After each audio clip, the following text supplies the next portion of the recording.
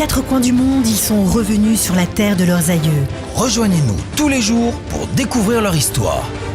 Avec Eve Bocara Et Eliana Gurfinkel. Immigration. C'est tous les jours sur Studio Kalita.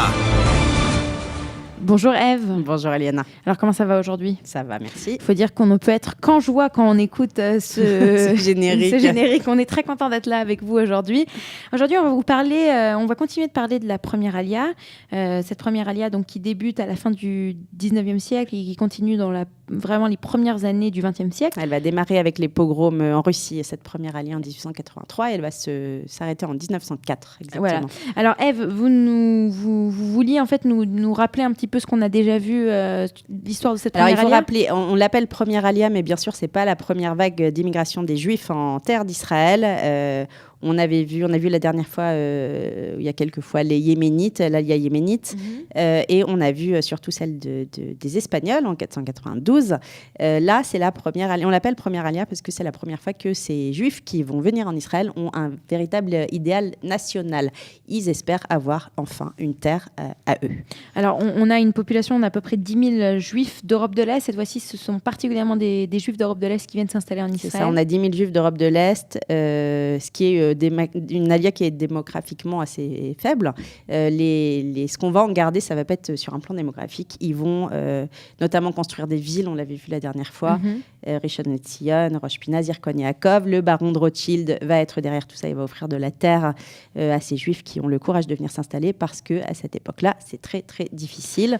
C'est très difficile. C'est très difficile. Alors, quand même, on peut dire que dans la Bible, quand on nous parle du rassemblement des exilés, alors c'est une vision qui est féerique, tout se passe bien, mais au final, le fait de rassembler autant de Juifs venant des quatre coins du monde, ça a ses difficultés. Alors d'abord, il y a le côté culturel. Alors, la culture, c'est très dur quand on vient de cultures différentes.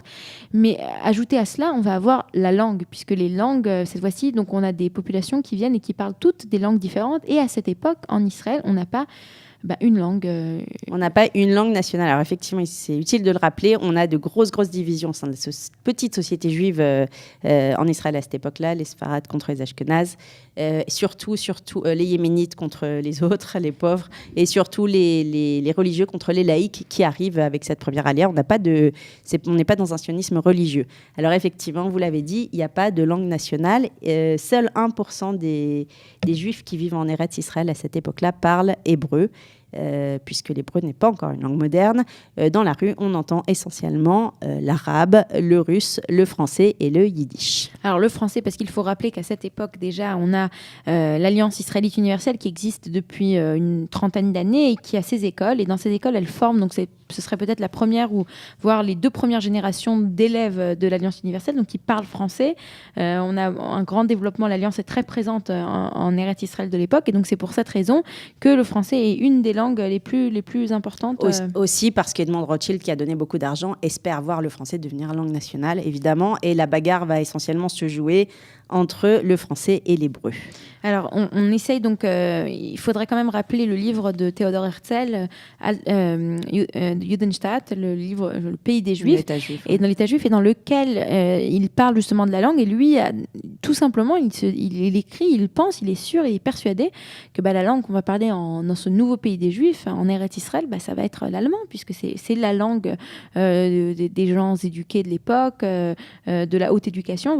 On parle en allemand, les grandes universités sont allemandes, et donc lui, dans sa tête, ça va être en allemand, bien qu'il laisse, entre guillemets, le choix aux autres langues de prendre le lead. Voilà, exactement. Alors, ce ne sera pas l'allemand, ce ne sera pas le français, ce sera l'hébreu, on le sait aujourd'hui, mais la bataille de Ben Yehuda, la lutte, va pas être facile. Et c'est ce qu'on verra ensemble lors de notre prochain épisode, n'est-ce pas ? Très bien, merci Eliana. Alors voilà, merci Eve. Oh putain. Des quatre coins du monde, ils sont revenus sur la terre de leurs aïeux. Rejoignez-nous tous les jours pour découvrir leur histoire. Avec Eve Bocara et Eliana Gurfinkel. Immigration. C'est tous les jours sur Studio Kalita.